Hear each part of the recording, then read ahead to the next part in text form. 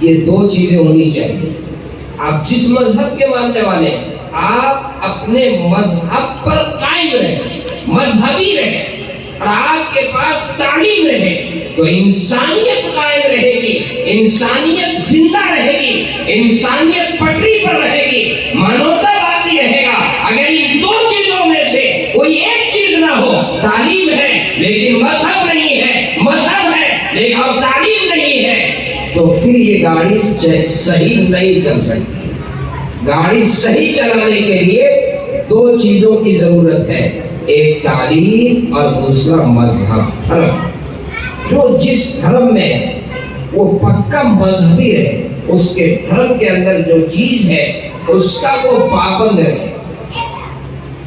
اور تعلیم کی جتنی اہم چیز ہے اس کا اندازہ اس بات سے لگا سکتے ہیں کہ اللہ کا کلام قرآن کریم جس کے 30 پارے 6666 آیتیں ہیں، اس میں سب سے پہلی آیت، سب سے پہلی وحی جو اللہ رب العزت نے نازل فرمائی وہ کیا؟ اقرا بسم ربک. کتنی اہم ہے تعلیم، اس کا اندازہ اس سے لگا سکتے ہیں. قرآن میں ساری چیزیں ہیں، نماز بھی ہے، روزہ بھی ہے، زکوٰۃ بھی ہے، حج بھی ہے، احکامات ہیں، عبادات ہیں، معاملات ہیں، معاشرت ہے، انبیاء علیہ السلام کے قصے ہیں، ساری چیزیں قرآن میں موجود ہیں. لیکن سب سے پہلی آیت جو قرآن کریم کے اندر ہے، سب سے پہلی وحی جو نازل ہوئی، اقرا، تعلیم، علم. اس سے بات سمجھ میں آ گئی کہ سب سے اہم چیز جو ہے وہ ہے تعلیم، گیان. اور سنیے میرا ایک جملہ نوٹ کر لیجیے، اولاد پیدا کرنا فرض نہیں ہے، بچہ پیدا کرنا فرض نہیں ہے، لیکن بچوں کو پڑھانا فرض ہے. بچہ پیدا کرنا فرض نہیں لیکن بچوں کو پڑھانا فرض ہے، اس کو تعلیم دینا فرض ہے. اگر کسی نے اپنے بچے کو نہیں پڑھایا وہ باپ سب سے بڑا ظالم، وہ باپ سب سے بڑا پاپی ہوگا، وہ سب سے بڑا مجرم ہوگا جس نے اپنے بچے کو پڑھایا نہیں. بچہ نابالغ ہے اور اس نے بچے کو ممبئی بھیج دیا، بچے کو دلی بھیج دیا، اس سے مزدوری کرواتا ہے اور اس کی مزدوری کو کھاتا ہے. آج سرکار کے طرف سے یہ اپرادھ ہے، سرکاری قانون کے اندر جو ہے بال مزدوری جرم ہے، یہ قانون میں اپرادھ کہا جاتا ہے. لیکن آج سرکار نے یہ قانون بنایا، میرے آقا دو جہاں کے سردار جناب محمد رسول اللہ صلی اللہ علیہ وسلم نے تقریباً 1450 سال پہلے یہ ارشاد فرمایا کہ جو اپنے نابالغ بچے کی مزدوری کو کھاتا ہے وہ اپنے پیٹ میں جہنم کا آگ ڈالتا ہے، جہنم کی آگ ڈالتا ہے. اس لیے میرے بھائیوں ہرگز ہرگز اپنے بچوں کو ہرگز اپنے بچوں کو مزدوری میں مت لگائیے. بچہ نابالغ ہے، ماں باپ کی ذمہ داری ہے کہ وہ بچوں کو پڑھائیں. خود فاقے میں رہیے، ایک روٹی کھائیے، آدھی روٹی کھائیے، نہیں کھانے مل رہا ہے فاقہ کر لیجیے، لیکن بچوں کو پڑھائیے. آدھی روٹی کھائیے اور بچوں کو تعلیم دیجیے، بچوں کو شکشا دیجیے، بچوں کو پڑھائیے. آج بہت سے لوگ کہتے ہیں مولانا صاحب کیسے پڑھائیں؟ پیسے نہیں.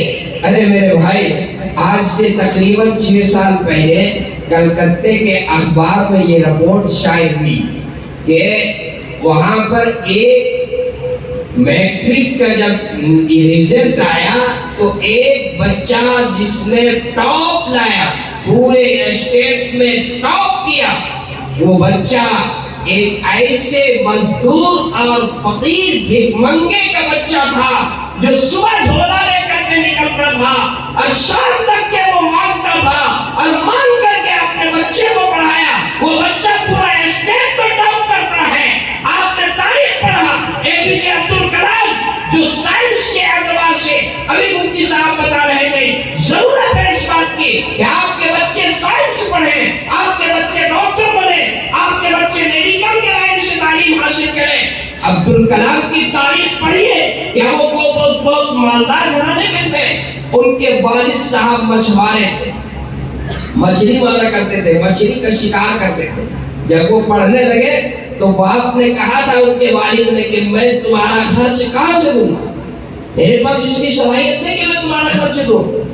لکھا ہے آج بھی ان کی سوانے کے اندر یہ بات ملتی ہے کہ اے پی جے عبدالکلام صبح 5 بجے سے لے کر کے 7 بجے تک کے اخبار بیچا کرتے تھے، ہوٹری کیا کرتے تھے، روڈ میں اخبار بیچتے تھے، ہوٹری کرتے تھے، اور اپنی پڑھائی کی اور اپنی تعلیم کا وہ انتظام اخبار بیچ کے کرتے تھے۔ اور جب 12 کا فارم بھرنے کا ٹائم آیا، ان کے پاس اتنے پیسے نہیں تھے کہ وہ 12 کا فارم بھریں۔ اپنے گھر والوں سے کہا پیسے نہیں، وہ اپنی بہن کے پاس گئے تو بہن نے اپنا کنگن کھول کر کے دے دی، اپنا کنگن، ہاتھ کا کنگن دی، اس کو لے جاؤ، اس کو گروی رکھو یا اس کو بیچ دو، اور اس سے پیسے حاصل کر کے اور 12 کا فارم بھرے تھے۔ آج دنیا ان کو، آج ہمارے ملک کو جو ہے میزائل مین ملک بنایا، اور اس ملک کو سپر پاور طاقت فراہم کیا۔ وہ کون شخصیت تھی؟ اے پی جے عبدالکلام۔ کس کے ذریعے سے انہوں نے یہ پاور حاصل کیا؟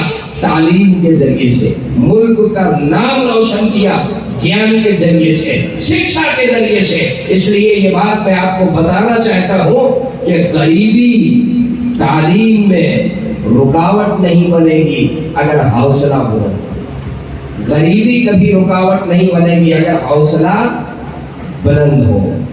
اور سنیے ایک بات میں اور کہتا ہوں، یہ ضروری ہے، علماء اسٹیج پر بیٹھے ہوئے، استاد العلماء اسٹیج پر ہے۔ آج تعلیم تو دونوں ضروری ہے، دینی تعلیم بھی اور عصری تعلیم بھی۔ اپنے بچوں کو حافظ قرآن بنائیے، اپنے بچوں کو عالم دین بنائیے، اپنے بچوں کو انجینئر بنائیے، پائلٹ بنائیے، ڈاکٹر بنائیے، پروفیسر بنائیے، ٹیچر بنائیے، سب کچھ بنائیے۔ لیکن آج اس سال کا میں آپ کو ایک رپورٹ بتاتا ہوں، ہمارے علماء یہ کہہ رہے ہیں اکابرین کہ مدرسوں میں بچوں کے داخلے کی فیصد بہت کم ہو گئی۔ کیا مولانا زبیر الدین صاحب بات صحیح ہے؟ چھوٹے مدرسوں میں نہیں، بڑے مدرسوں میں بھی بچوں کے داخلے کی فیصد بہت کم۔ بچے جتنے مدرسے جاتے تھے نہیں جا رہے۔ چھوٹے چھوٹے مدرسے والے تو موٹر سائیکل لے کر بچوں کو تلاش کرنے کے لیے گاؤں جا رہے ہیں۔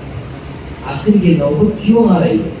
دینی تعلیم سے دوری کی وجہ کیا ہے؟ اے بھائی، اگر یہ مدرسے نہیں ہوں گے اور یہ مکاتب نہیں ہوں گے، ہمارے مدرسے اور مکاتب میں پڑھنے والے بچے نہیں ہوں گے، تو مسجد میں اذان دینے والا مؤذن ملے گا، نماز پڑھانے والا امام ملے گا، جنازہ پڑھانے والا ملے گا، نکاح پڑھانے والا ملے گا؟ نہیں، کچھ بھی نہیں۔ یہ تو بنیاد ہے۔ اس کی ایک وجہ ہے جس پر میں یہاں پر ذمہ دار لوگ میں توجہ دلانا چاہوں گا۔ کئی وجہ میں سے ایک وجہ یہ ہے کہ آج ہم اپنے معلم اور اپنے ائمہ کرام کی تنخواہ بہت کم دیتے ہیں۔ 8,000 10,000 بہت دے دیا تو کتنے دیں گے مولانا صاحب؟ 10,000۔ بتائیے اس مہنگائی کے دور میں 8,000 7,000 6,000 کیسے ہوگا؟ اس مہنگائی کے دور میں کیسے ہوگا؟ اللہ نہ کرے، اللہ نہ کرے، اللہ نہ کرے اگر یہی حال رہا اور مدرسوں میں بچے نہ رہے، مکتب میں پڑھنے والے بچے نہ رہے، اللہ نہ کرے وہ دن دیکھنا پڑے کہ آپ کی مسجدیں ویران ہو جائیں، مسجدوں سے اذان کی آوازیں آنی بند ہو جائے۔ اس لیے آپ تعلیم کی اہمیت کو سمجھیے۔ آپ کا 2 بچہ ہے، ایک بچہ انگلش میڈیم میں پڑھتا ہے، آپ وہاں 5,000 روپے ماہانہ فیس دیتے ہیں اور آپ کے لیے کوئی مشکل نہیں ہے۔ روزانہ آپ کا بچہ وہاں پر جاتا ہے، آپ گاڑی سے بھیجتے ہیں، گاڑی سے لانے کا انتظام کرتے ہیں، اس کا کرایہ بھی دیتے ہیں، اس کی فیس بھی دیتے ہیں۔ تقریباً ایک بچے پر اگر 5,000 روپے کا خرچ ہوتا ہے تو آپ دینے کے لیے تیار ہیں، لیکن آپ کا بچہ اگر مدرسے میں پڑھ رہا ہے، آپ کا بچہ مکتب میں پڑھتا ہے، آپ کا بچہ قرآن پڑھ رہا ہے، آپ کے بچے کو مسلمان بنا رہا ہے، آپ کے بچے کو اسلام سکھا رہا ہے، آپ کے بچے کو بنیادی طور پر جو تعلیم دے رہا ہے، جو تعلیم فرض ہے، اس کے لیے اگر 200 روپے اگر طے ہو جائے تو 200 روپے میں 6 مہینہ باقی رہے گا، 200 روپے میں 6 مہینہ باقی ہے۔ بار بار جمعہ میں اعلان ہوگا، مولانا صاحب کا تنخواہ باقی، بھائی دے دو دے دو دے دو دے دو، آخر میں مولانا صاحب بھی تنگ آ کر کے چلے جائیں گے۔ آپ اسکول میں 5000 روپے دے سکتے ہیں،